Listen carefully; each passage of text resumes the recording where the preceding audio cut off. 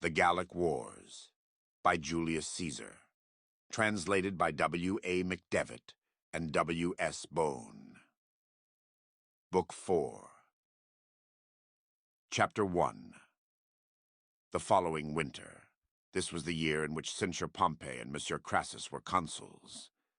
Those Germans, called the Usipetes, and likewise the Tenchtheri, with a great number of men, crossed the Rhine, not far from the place at which that river discharges itself into the sea. The motive for crossing that river was that, having been for several years harassed by the Suevi, they were constantly engaged in war and hindered from the pursuits of agriculture. The nation of the Suevi is by far the largest and the most warlike nation of all the Germans. They are said to possess 100 cantons, from each of which they yearly send from their territories, for the purpose of war, 1,000 armed men. The others who remain at home maintain both themselves and those engaged in the expedition. The latter, again, in their turn, are in arms the year after. The former remain at home. Thus, neither husbandry nor the art and practice of war are neglected. But among them, there exists no private and separate land, nor are they permitted to remain more than 1 year in one place for the purpose of residence. They do not live much on corn, but subsist for the most part on milk and flesh, and are much engaged in hunting, which circumstance must, by the nature of their food, and by their daily exercise, and the freedom of their life, for having from boyhood been accustomed to no employment or discipline, they do nothing at all contrary to their inclination. Both promote their strength, and render them men of vast stature of body. And to such a habit have they brought themselves, that even in the coldest parts they wear no clothing whatever except skins, by reason of the scantiness of which a great portion of their body is bare, and besides, they bathe in open rivers. Chapter 2. Merchants have access to them, rather that they may have persons to whom they may sell those things which they have taken in war, than because they need any commodity to be imported to them. Moreover, even as to laboring cattle, in which the Gauls take the greatest pleasure, and which they procure at a great price, the Germans do not employ such as are imported, but those poor and ill-shaped animals which belong to their country. These, however, they render capable of the greatest labor by daily exercise. In cavalry actions, they frequently leap from their horses and fight on foot, and train their horses to stand still in the very spot on which they leave them, to which they retreat with great activity when there is occasion. Nor, according to their practice, is anything regarded as more unseemly or more unmanly than to use housings. Accordingly, they have the courage, though they be themselves but few, to advance against any number whatever of horse, mounted with housings. They on no account permit wine to be imported to them, because they consider that men degenerate in their powers of enduring fatigue, and are rendered effeminate by that commodity. Chapter 3. They esteem it their greatest praise as a nation, that the lands about their territories lie unoccupied to a very great extent, inasmuch as they think that by this circumstance is indicated that a great number of nations cannot withstand their power, and thus on one side of the Suevi the lands are said to lie desolate for about 600 miles. On the other side, they border on the Ubii, whose state was large and flourishing, considering the condition of the Germans, and who are somewhat more refined than those of the same race and the rest of the Germans, and that because they border on the Rhine, and are much resorted to by merchants, and are accustomed to the manners of the Gauls, by reason of their proximity to them. Though the Suevi, after making the attempt frequently, and in several wars, could not expel this nation from their territories, on account of the extent and population of their state. Yet they made them tributaries, and rendered them less distinguished and powerful than they had ever been. Chapter 4. In the same condition were the Usipetes and the Tenchtheri, whom we have mentioned above, who, for many years, resisted the power of the Suevi, but being at last driven from their possessions, and having wandered through many parts of Germany, came to the Rhine, to districts which the Menapii inhabited, and where they had lands, houses, and villages on either side of the river. The latter people, alarmed by the arrival of so great a multitude, removed from those houses which they had on the other side of the river, and having placed guards on this side the Rhine, proceeded to hinder the Germans from crossing. They, finding themselves, after they had tried all means, unable either to force a passage on account of their deficiency in shipping, or cross by stealth on account of the guards of the Menapii, pretended to return to their own settlements and districts, and, after having proceeded 3 days' march, returned, and their cavalry, having performed the whole of this journey in one night, cut off the Menapii, who were ignorant of, and did not expect their approach, and who, having moreover been informed of the departure of the Germans by their scouts, had, without apprehension, returned to their villages beyond the Rhine. Having slain these, and seized their ships, they crossed the river before that part of the Menapii, who were at peace in their settlements over the Rhine, were apprised of their intention, and seizing all their houses, maintained themselves upon their provisions during the rest of the winter. Chapter 5. Caesar, when informed of these matters, fearing the fickle disposition of the Gauls, who are easily prompted to take up resolutions and much addicted to change, considered that nothing was to be entrusted to them, for it is the custom of that people to compel travelers to stop, even against their inclination, and inquire what they may have heard, or may know, respecting any matter. And in towns, the common people throng around merchants, and force them to state from what countries they come, and what affairs they know of there. They often engage in resolutions concerning the most important matters, induced by these reports and stories alone, of which they must necessarily instantly repent, since they yield to mere unauthorized reports, and since most people give to their questions answers framed agreeably to their wishes. Chapter 6. Caesar, being aware of their custom, in order that he might not encounter a more formidable war, sets forward to the army earlier in the year than he was accustomed to do. When he had arrived there, he discovered that those things, which he had suspected would occur, had taken place. That embassies had been sent to the Germans by some of the states, and that they had been entreated to leave the Rhine, and had been promised that all things which they desired should be provided by the Gauls. Allured by this hope, the Germans were then making excursions to greater distances, and had advanced to the territories of the Eburones and the Condrusi, who are under the protection of the Treviri. After summoning the chiefs of Gaul, Caesar thought proper to pretend ignorance of the things which he had discovered, and having conciliated and confirmed their minds, and ordered some cavalry to be raised, resolved to make war against the Germans. Chapter 7. Having provided corn and selected his cavalry, he began to direct his march toward those parts in which he heard the Germans were. When he was distant from them, only a few days' march, ambassadors came to him from their state, whose speech was as follows: that the Germans neither make war upon the Roman people first, nor do they decline, if they are provoked, to engage with them in arms, for that this was the custom of the Germans handed down to them from their forefathers, to resist whatsoever people make war upon them, and not to avert it by entreaty.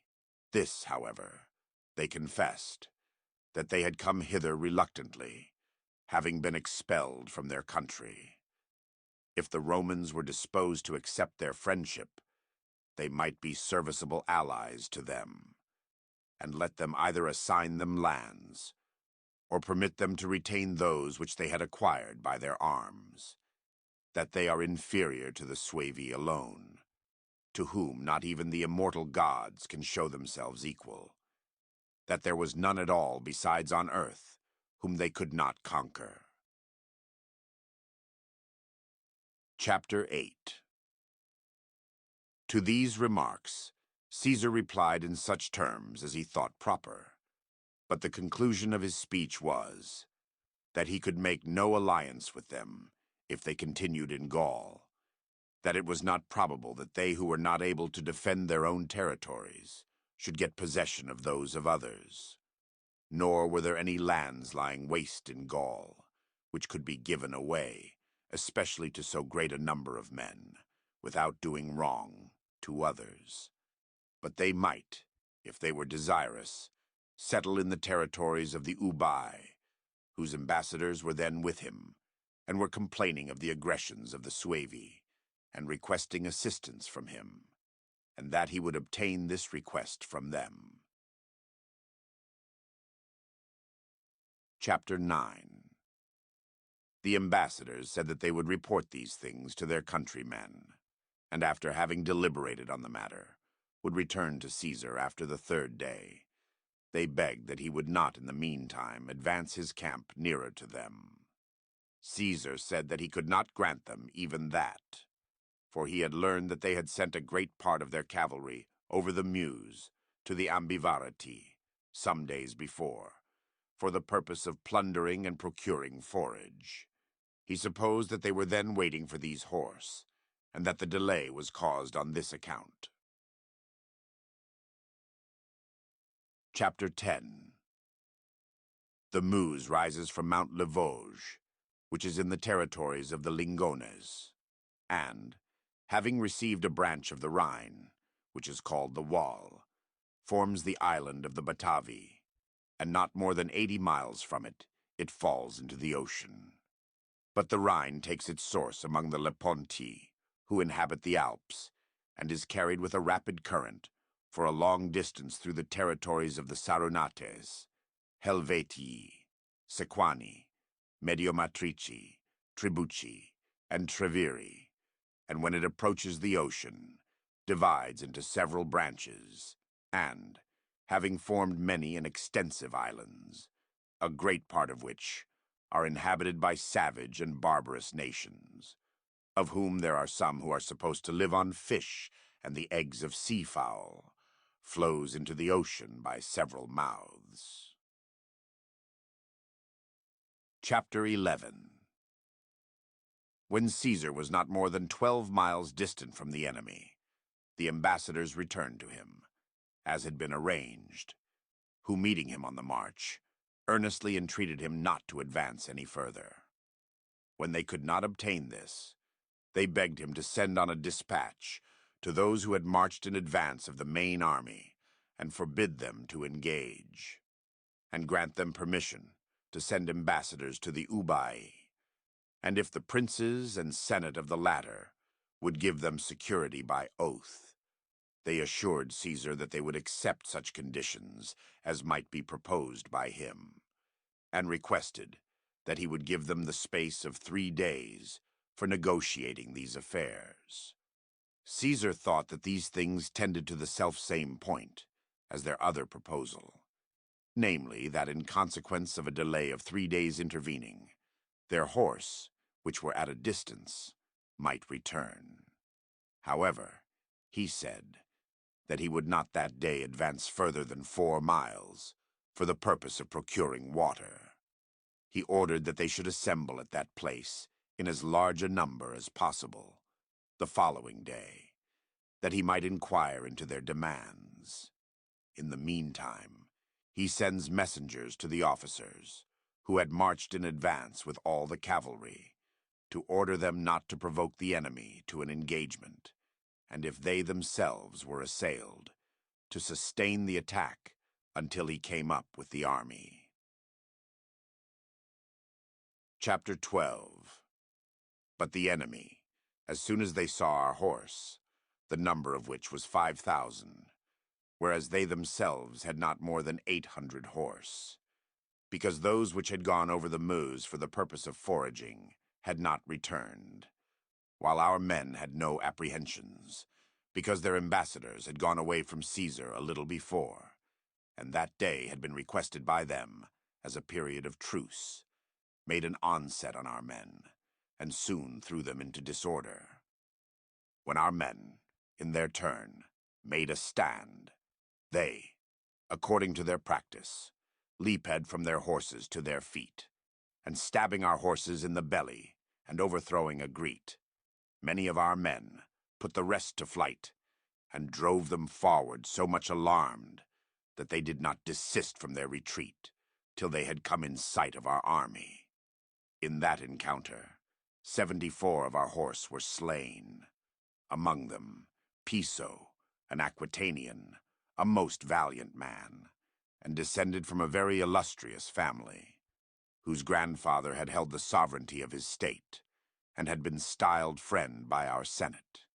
He, while he was endeavoring to render assistance to his brother, who was surrounded by the enemy, and whom he rescued from danger, was himself thrown from his horse, which was wounded under him, but still opposed his antagonists with the greatest intrepidity, as long as he was able to maintain the conflict. When at length he fell, surrounded on all sides, and after receiving many wounds, and his brother, who had then retired from the fight, observed it from a distance, he spurred on his horse, threw himself upon the enemy, and was killed. Chapter 13. After this engagement, Caesar considered that neither ought ambassadors to be received to audience, nor conditions be accepted by him from those who, after having sued for peace by way of stratagem and treachery, had made war without provocation, and to wait until the enemy's forces were augmented and their cavalry had returned, he concluded, would be the greatest madness. And knowing the fickleness of the Gauls, he felt how much influence the enemy had already acquired among them by this one skirmish. He therefore deemed that no time for concerting measures ought to be afforded them. After having resolved on those things, and communicated his plans to his lieutenants and quaestor, in order that he might not suffer any opportunity for engaging to escape him, a very seasonable event occurred, namely, that on the morning of the next day, a large body of Germans, consisting of their princes and old men, came to the camp to him to practice the same treachery and dissimulation, but, as they asserted, for the purpose of acquitting themselves for having engaged in a skirmish the day before, contrary to what had been agreed, and to what, indeed, they themselves had requested, and also, if they could by any means obtain a truce by deceiving him. Caesar, rejoicing that they had fallen into his power, ordered them to be detained. He then drew all his forces out of the camp, and commanded the cavalry, because he thought they were intimidated by the late skirmish, to follow in the rear. Chapter 14. Having marshaled his army in 3 lines, and in a short time performed a march of 8 miles, he arrived at the camp of the enemy, before the Germans could perceive what was going on, who being suddenly alarmed by all the circumstances, both by the speediness of our arrival and the absence of their own officers, as time was afforded neither for concerting measures nor for seizing their arms, are perplexed as to whether it would be better to lead out their forces against the enemy, or to defend their camp, or seek their safety by flight. their consternation being made apparent by their noise and tumult. Our soldiers, excited by the treachery of the preceding day, rushed into the camp, such of them as could readily get their arms, for a short time withstood our men, and gave battle among their carts and baggage wagons. But the rest of the people, consisting of boys and women, for they had left their country and crossed the Rhine with all their families, began to fly in all directions, in pursuit of whom Caesar sent the cavalry. Chapter 15.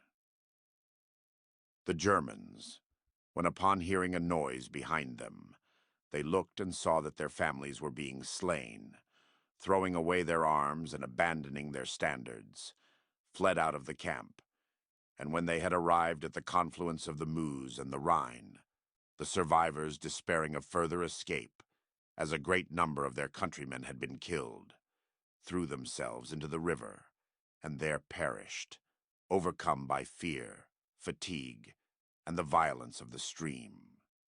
Our soldiers, after the alarm of so great a war, for the number of the enemy amounted to 430,000, returned to their camp, all safe to a man, very few being even wounded. Caesar granted those whom he had detained in the camp liberty of departing.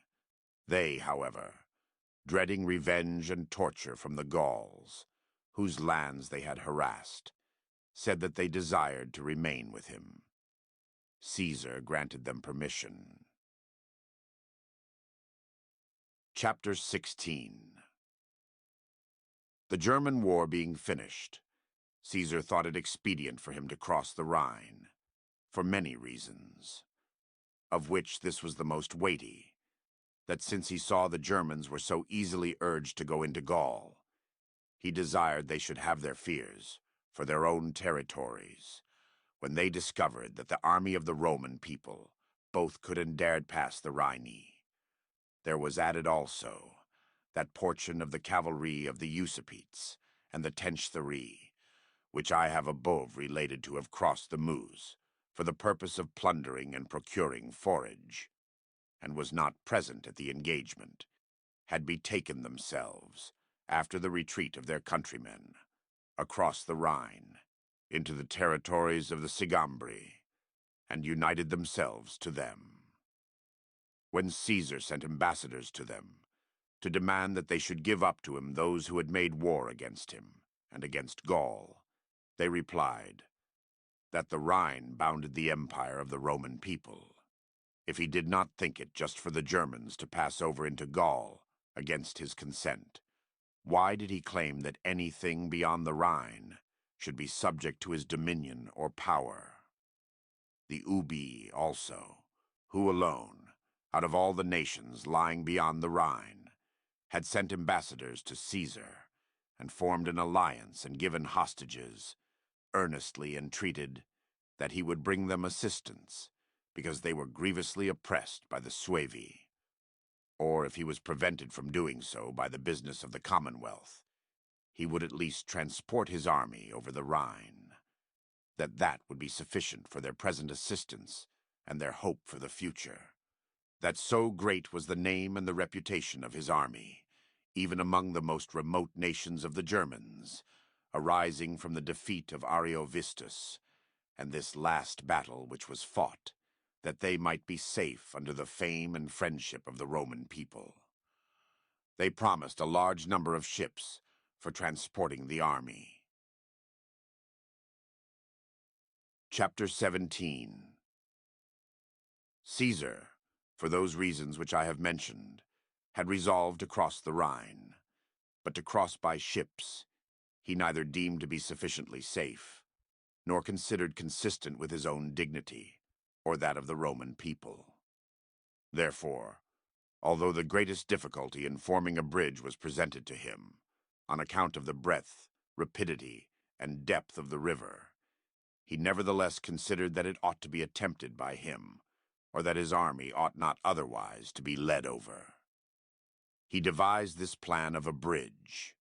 He joined together at the distance of 2 feet 2 piles, each a foot and a half thick, sharpened a little at the lower end, and proportioned in length to the depth of the river. After he had, by means of engines, sunk these into the river, and fixed them at the bottom, and then driven them in with rammers, not quite perpendicularly, dike a stake, but bending forward and sloping, so as to incline in the direction of the current of the river. He also placed 2 other piles, opposite to these, at the distance of 40 feet lower down, fastened together in the same manner, but directed against the force and current of the river. Both these, moreover, were kept firmly apart by beams 2 feet thick, the space which the binding of the piles occupied, laid in at their extremities between 2 braces on each side, and in consequence of these, being in different directions, and fastened on sides the one opposite to the other. So great was the strength of the work, and such the arrangement of the materials, that in proportion as the greater body of water dashed against the bridge, so much the closer were its parts held fastened together. These beams were bound together by timber laid over them, in the direction of the length of the bridge, and were then covered over with laths and hurdles. And in addition to this, piles were driven into the water obliquely, at the lower side of the bridge, and these, serving as buttresses, and being connected with every portion of the work, sustained the force of the stream.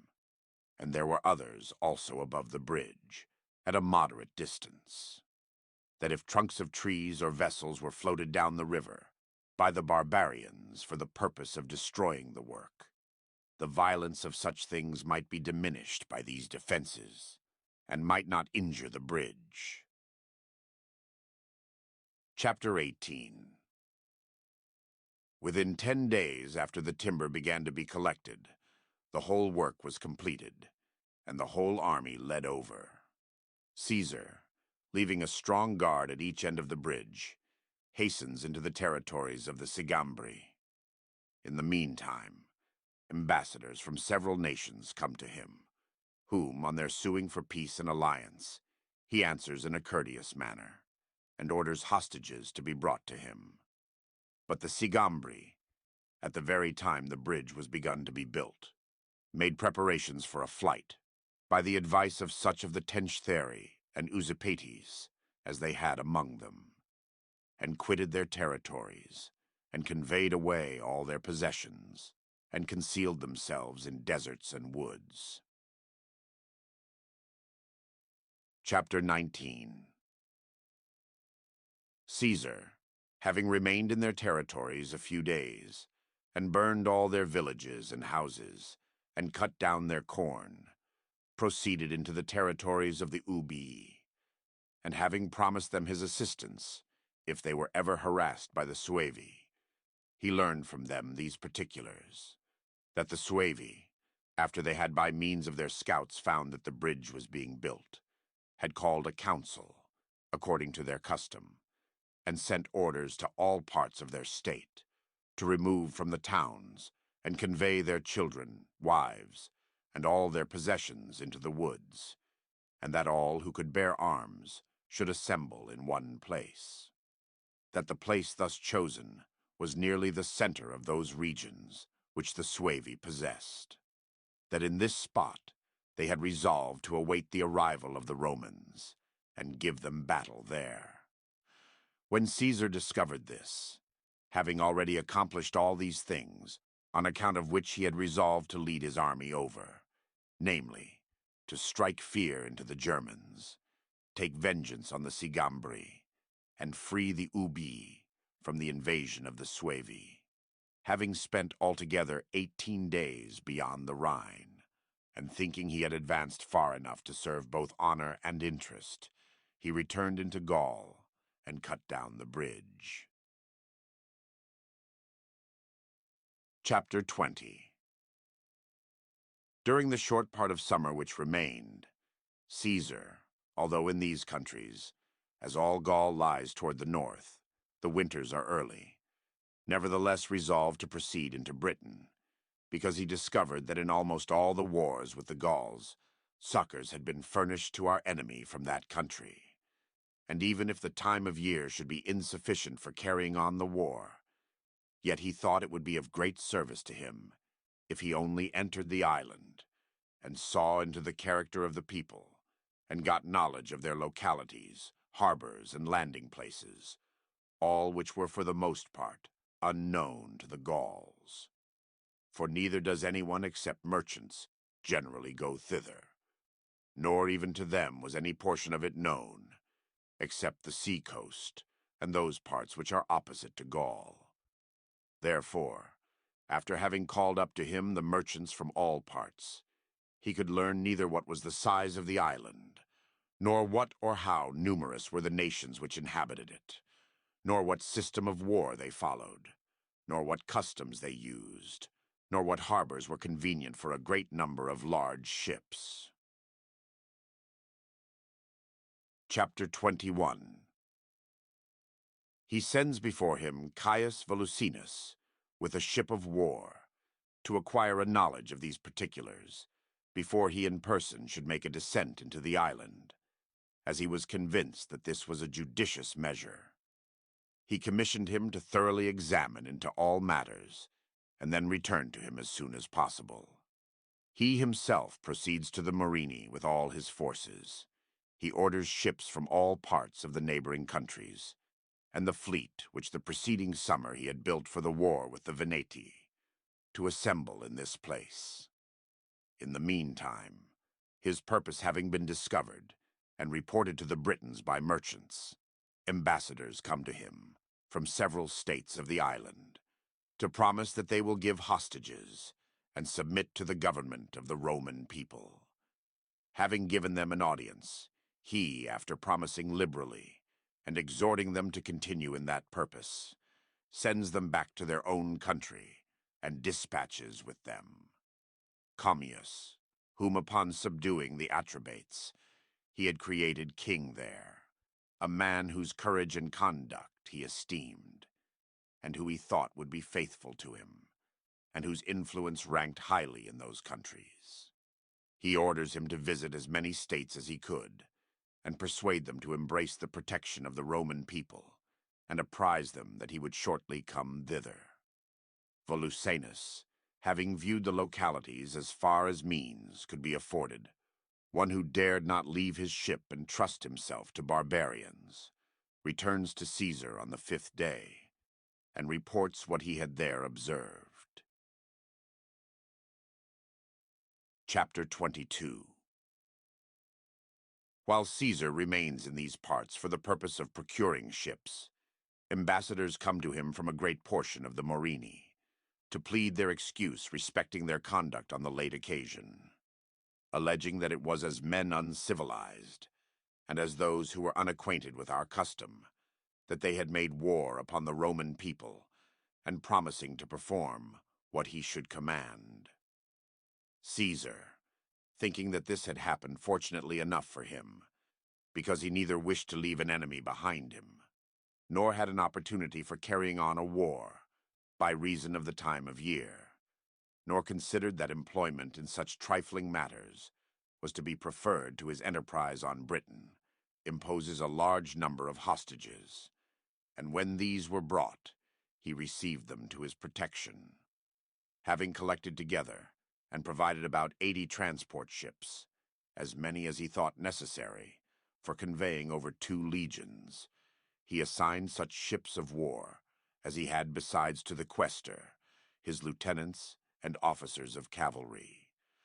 There were in addition to these 18 ships of burden, which were prevented, 8 miles from that place, by winds, from being able to reach the same port. These he distributed among the horse. The rest of the army he delivered to Q, Titurius Sabinus, and L. Aurunculeius Cotta, his lieutenants, to lead into the territories of the Menapii, and those cantons of the Morini, from which ambassadors had not come to him. He ordered P. Sulpicius Rufus, his lieutenant, to hold possession of the harbor, with such a garrison as he thought sufficient. Chapter 23. These matters being arranged, finding the weather favorable for his voyage, he set sail about the 3rd watch, and ordered the horse to march forward to the further port, and there embark and follow him. As this was performed rather tardily by them, he himself reached Britain with the first squadron of ships, about the 4th hour of the day, and there saw the forces of the enemy drawn up in arms on all the hills. The nature of the place was this. The sea was confined by mountains so close to it that a dart could be thrown from their summit upon the shore. Considering this by no means a fit place for disembarking, he remained at anchor till the 9th hour, for the other ships to arrive there. Having in the meantime assembled the lieutenants and military tribunes, he told them both what he had learned from Volusenus, and what he wished to be done, and enjoined them, as the principal of military matters, and especially as maritime affairs, which have a precipitate and uncertain action required, that all things should be performed by them at a nod and at the instant. Having dismissed them, meeting both with wind and tide favorable at the same time, the signal being given and the anchor weighed, he advanced about 7 miles from that place, and stationed his fleet over against an open and level shore. Chapter 24. But the barbarians, upon perceiving the design of the Romans, sent forward their cavalry and charioteers, a class of warriors of whom it is their practice to make great use in their battles, and following with the rest of their forces, endeavored to prevent our men landing. In this was the greatest difficulty, for the following reasons, namely, because our ships, on account of their great size, could be stationed only in deep water, and our soldiers, in places unknown to them, with their hands embarrassed, oppressed with a large and heavy weight of armor, had at the same time to leap from the ships, stand amid the waves, and encounter the enemy. Whereas they, either on dry ground, or advancing a little way into the water, free in all their limbs in places thoroughly known to them, could confidently throw their weapons and spur on their horses, which were accustomed to this kind of service. Dismayed by these circumstances, and altogether untrained in this mode of battle, our men did not all exert the same vigor and eagerness which they had been wont to exert in engagements on dry ground. Chapter 25. When Caesar observed this, he ordered the ships of war, the appearance of which was somewhat strange to the barbarians, and the motion more ready for service, to be withdrawn a little from the transport vessels, and to be propelled by their oars, and be stationed toward the open flank of the enemy, and the enemy to be beaten off and driven away with slings, arrows, and engines, which plan was of great service to our men. For the barbarians, being startled by the form of our ships, and the motions of our oars, and the nature of our engines, which was strange to them, stopped, and shortly after retreated a little. And while our men were hesitating whether they should advance to the shore, chiefly on account of the depth of the sea, he who carried the eagle of the 10th Legion, after supplicating the gods that the matter might turn out favorably to the legion, exclaimed, "Leap, fellow soldiers, unless you wish to betray your eagle to the enemy. I, for my part, will perform my duty to the Commonwealth and my general." When he had said this with a loud voice, he leaped from the ship, and proceeded to bear the eagle toward the enemy. Then our men, exhorting one another that so great a disgrace should not be incurred, all leaped from the ship. When those in the nearest vessels saw them, they speedily followed and approached the enemy. Chapter 26. The battle was maintained vigorously on both sides. Our men, however, as they could neither keep their ranks, nor get firm footing, nor follow their standards, and as one from one ship and another from another assembled around whatever standards they met, were thrown into great confusion. But the enemy, who were acquainted with all the shallows, when from the shore they saw any coming from a ship one by one, spurred on their horses and attacked them while embarrassed. Many surrounded a few.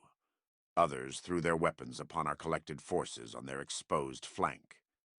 When Caesar observed this, he ordered the boats of the ships of war and the spy sloops to be filled with soldiers, and sent them up to the succor of those whom he had observed in distress. Our men, as soon as they made good their footing on dry ground, and all their comrades had joined them, made an attack upon the enemy, and put them to flight, but could not pursue them very far, because the horse had not been able to maintain their course at sea and reach the island. This alone was wanting to Caesar's accustomed success. Chapter 27. The enemy being thus vanquished in battle, as soon as they recovered after their flight, instantly sent ambassadors to Caesar to negotiate about peace. They promised to give hostages and perform what he should command. Together with these ambassadors came Commius, the Altrabatian, who, as I have above said, had been sent by Caesar into Britain. Him they had seized upon when leaving his ship, although in the character of ambassador he bore the general's commission to them, and thrown into chains.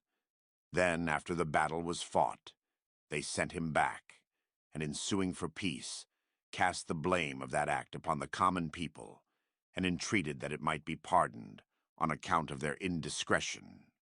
Caesar, complaining that after they had sued for peace, and had voluntarily sent ambassadors into the continent for that purpose, they had made war without a reason, said that he would pardon their indiscretion, and imposed hostages, a part of whom they gave immediately. The rest they said they would give in a few days, since they were sent for from remote places. In the meantime, they ordered their people to return to the country parts, and the chiefs assembled from all quarter, and proceeded to surrender themselves and their states to Caesar. Chapter 28. A peace being established by these proceedings, 4 days after we had come into Britain, the 18 ships, to which reference has been made above, and which conveyed the cavalry, set sail from the upper port with a gentle gale. When, however, they were approaching Britain and were seen from the camp, so great a storm suddenly arose that none of them could maintain their course at sea, and some were taken back to the same port from which they had started. Others, to their great danger, were driven to the lower part of the island, nearer to the west, which, however, after having cast anchor, as they were getting filled with water, put out to sea through necessity in a stormy night, and made for the continent. Chapter 29. It happened that night to be full moon, which usually occasions very high tides in that ocean, and that circumstance was unknown to our men. Thus, at the same time, the tide began to fill the ships of war, which Caesar had provided to convey over his army, and which he had drawn up on the strand. And the storm began to dash the ships of burden, which were riding at anchor against each other. Nor was any means afforded our men of either managing them or of rendering any service, a great many ships having been wrecked, inasmuch as the rest, having lost their cables, anchors, and other tackling, were unfit for sailing. A great confusion, as would necessarily happen, arose throughout the army, for there were no other ships in which they could be conveyed back, and all things which are of service in repairing vessels were wanting, and corn for the winter had not been provided in those places, because it was understood by all that they would certainly winter in Gaul. Chapter 30. On discovering these things, The chiefs of Britain, who had come up after the battle was fought to perform those conditions, which Caesar had imposed, held a conference, when they perceived that cavalry, and ships, and corn were wanting to the Romans, and discovered the small number of our soldiers from the small extent of the camp, which, too, was on this account more limited than ordinary, because Caesar had conveyed over his legions without baggage, and thought that the best plan was to renew the war, and cut off our men from corn and provisions, and protract the affair till winter, because they felt confident that if they were vanquished or cut off from a return, no one would afterward pass over into Britain for the purpose of making war. Therefore, again entering into a conspiracy, they began to depart from the camp by degrees, and secretly bring up their people from the country parts. Chapter 31. But Caesar, although he had not as yet discovered their measures, yet both from what had occurred to his ships, and from the circumstance that they had neglected to give the promised hostages, suspected that the thing would come to pass, which really did happen. He therefore provided remedies against all contingencies, for he daily conveyed corn from the country parts into the camp, used the timber and brass of such ships as were most seriously damaged for repairing the rest, and ordered whatever things, besides, were necessary for this object to be brought to him from the continent. And thus, since that business was executed by the soldiers with the greatest energy, he effected that, after the loss of 12 ships, a voyage could be made well enough in the rest. Chapter 32. While these things are being transacted, one legion had been sent to forage, according to custom, and no suspicion of war had arisen as yet. And some of the people remained in the country parts. Others went backward and forward to the camp. They who were on duty at the gates of the camp reported to Caesar that a greater dust than was usual was seen in that direction in which the legion had marched. Caesar, suspecting that which was really the case, that some new enterprise was undertaken by the barbarians, ordered the 2 cohorts which were on duty to march into that quarter with him, and 2 other cohorts to relieve them on duty, the rest to be armed and follow him immediately. When he had advanced some little way from the camp, he saw that his men were overpowered by the enemy, and scarcely able to stand their ground, and that, the legion being crowded together, weapons were being cast on them from all sides. For as all the corn was reaped in every part, with the exception of one, the enemy, suspecting that our men would repair to that, had concealed themselves in the woods during the night. Then attacking them suddenly, scattered as they were, and when they had laid aside their arms, and were engaged in reaping, they killed a small number, threw the rest into confusion, and surrounded them with their cavalry and chariots. Chapter 33. Their mode of fighting with their chariots is this. Firstly, they drive about in all directions, and throw their weapons, and generally break the ranks of the enemy, with the very dread of their horses, and the noise of their wheels. And when they have worked themselves in between the troops of horse, leap from their chariots, and engage on foot. The charioteers in the meantime withdraw some little distance from the battle, and so place themselves with the chariots, that if their masters are overpowered by the number of the enemy, they may have a ready retreat to their own troops. Thus they display in battle the speed of horse, together with the firmness of infantry, and by daily practice and exercise, attain to such expertness that they are accustomed, even on a declining and steep place, to check their horses at full speed, and manage and turn them in an instant, and run along the pole, and stand on the yoke, and thence betake themselves with the greatest celerity to their chariots again. Chapter 34. Under these circumstances, our men being dismayed by the novelty of this mode of battle, Caesar most seasonably brought assistance. For upon his arrival, the enemy paused, and our men recovered from their fear. Upon which, thinking the time unfavorable for provoking the enemy and coming to an action, he kept himself in his own quarter, and, a short time having intervened, drew back the legions into the camp. While these things are going on, and all our men engaged, the rest of the Britons, who were in the fields, departed. Storms then set in for several successive days, which both confined our men to the camp and hindered the enemy from attacking us. In the meantime, the barbarians dispatched messengers to all parts and reported to their people the small number of our soldiers, and how good an opportunity was given for obtaining spoil and for liberating themselves forever, if they should only drive the Romans from their camp. Having by these means speedily got together a large force of infantry, and of cavalry they came up to the camp. Chapter 35. Although Caesar anticipated that the same thing which had happened on former occasions would then occur, that if the enemy were routed, they would escape from danger by their speed. Still, having got about 30 horse, which Commius the Atrebatian, of whom mention has been made, had brought over with him from Gaul, he drew up the legions in order of battle before the camp.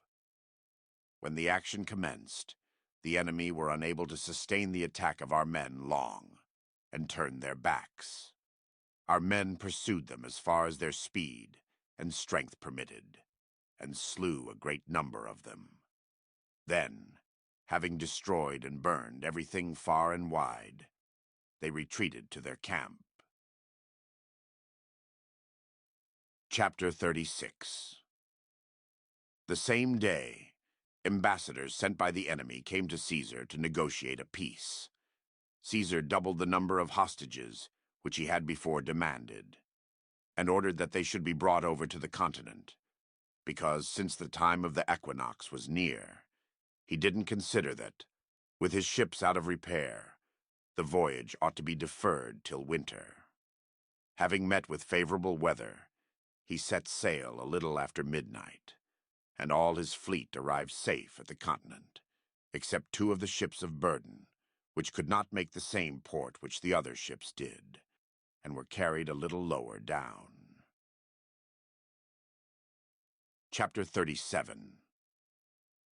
When our soldiers, about 300 in number, had been drawn out of these 2 ships, and were marching to the camp, the Morini, whom Caesar, when setting forth for Britain, had left in a state of peace, excited by the hope of spoil, at first surrounded them with a small number of men, and ordered them to lay down their arms, if they did not wish to be slain.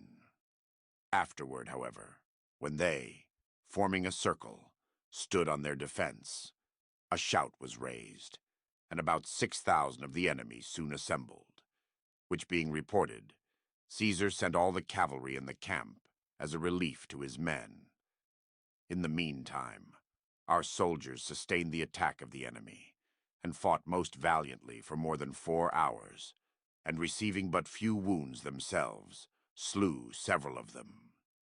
But after our cavalry came in sight, the enemy, throwing away their arms, turned their backs, and a great number of them were killed. Chapter 38. The day following Caesar sent Labienus, his lieutenant, with those legions which he had brought back from Britain, against the Morini, who had revolted, who, as they had no place to which they might retreat, on account of the drying up of their marshes, which they had availed themselves of as a place of refuge the preceding year, almost all fell into the power of Labienus. In the meantime, Caesar's lieutenants, Q. Titurius and L. Cotta, who had led the legions into the territories of the Menapi, having laid waste all their lands, cut down their corn, and burned their houses, returned to Caesar, because the Menapi had all concealed themselves in their thickest woods. Caesar fixed the winter quarters of all the legions among the Belgae. Thither only 2 British states sent hostages. The rest omitted to do so. For these successes, a thanksgiving of 20 days was decreed by the Senate upon receiving Caesar's letter.